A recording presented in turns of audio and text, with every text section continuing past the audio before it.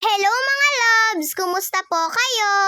Christmas party nga po namin ngayong araw. Nakapagbihis na rin po pala ako sa mga oras na yan mga ka-loves. At dumating rin po pala yung mga kaibigan ni Kuya sa bahay. Sinundo po kasi nila si Kuya at paalis na nga din po sila mga ka-loves. Paalis na rin po pala ako sa bahay. Si Papa po palang maghahatid sa akin dahil wala po akong kasama. Sabi nga po ni Papa ihahatid niya na lang daw po ako hanggang sa school.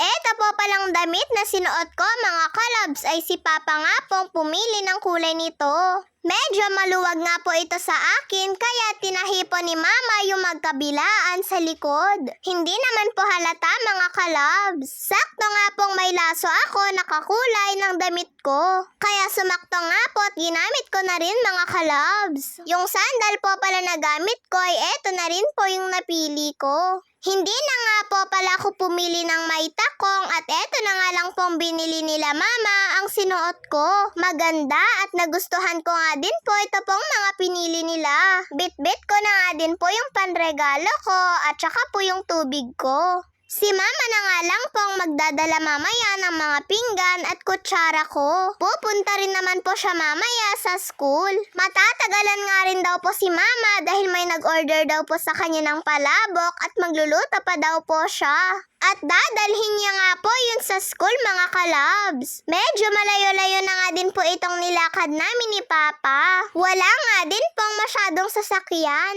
Habang naglalakad nga po kami tinatanong ko po si Papa kung bagay po sa akin itong suot ko. Feeling ko po kasi ay parang maluwang po sa akin. Pero sabi nga po ni Papa ay sakto lang daw po. At bagay nga daw po sa akin. At lalo nga rin daw pong nagpaganda yung laso sa buhok ko. At nakarating na rin po pala kami ni Papa dito po sa school. Hay, nakapag-exercise na naman nga po yung katawan ko. At habang nandito na nga po ako sa labas ay nakikita ko na nga din po yung mga kaklase ko. Lumabas pa nga po sila mga kalabs para sunduin ako. Ang gaganda nga po ng mga kaklase ko. Ang gaganda nga din po ng mga suot nila.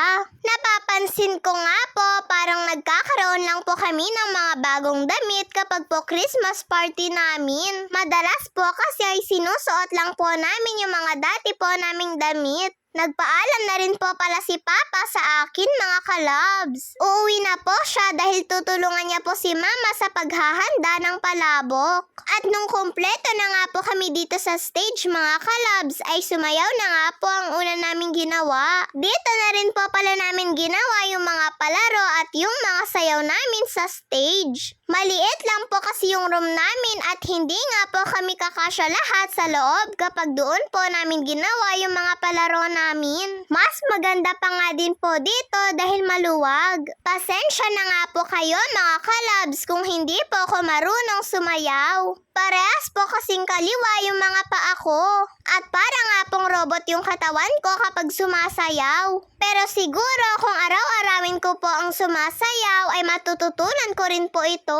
Pagkatapos po pala naming sumayaw mga kalabs ay madami nga din po kaming ginawang palaro. Sobrang nag-enjoy nga po kami mga kalabs. Nanalo nga lang po ako sa palarong Bring Me mga kalabs. Sakto po kasi yung pinapakuha po sa amin ni Sir ay na kay Papa. At sombrero nga po mga kalabs yung napalanunan ko. Thankful na nga din po ako dahil nanalo rin po ako. Eto nga pong nilalaro namin ay pasapasahan ng sombrero. Kung kanina nga po nakasuot yung sombrero at nag-stop yung music ay siya na nga po yung talo. At natalo nga po ako mga kalabs. Dito nga lang po kami sa gilid habang pinapanood yung iba pa po naming classmates. At sa wakas ay natapos na nga din po yung marami naming laro mga kalabs. Kaya sabi nga po ng teachers namin ay pumunta na raw po kami sa room.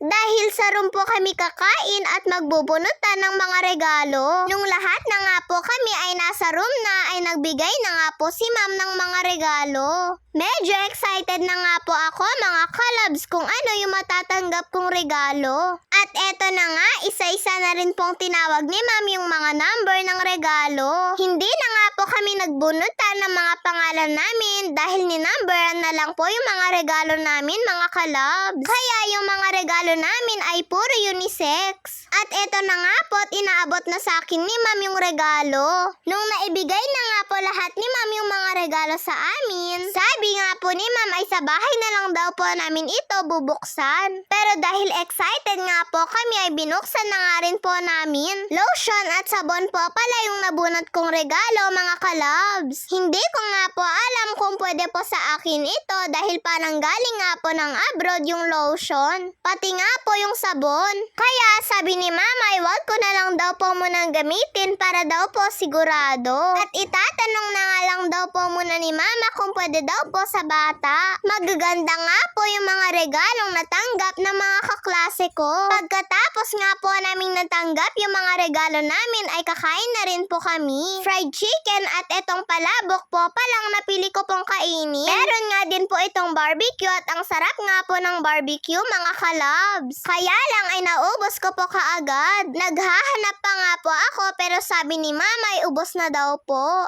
Isa-isa lang daw po kasi namin yun mga kalabs. Napakasaya nga po ng Christmas party namin mga kalabs. Yun lang po mga kalabs. Maraming salamat po sa panonood ninyo. Mag-iingat po kayo palagi. God bless to all. Bye-bye po.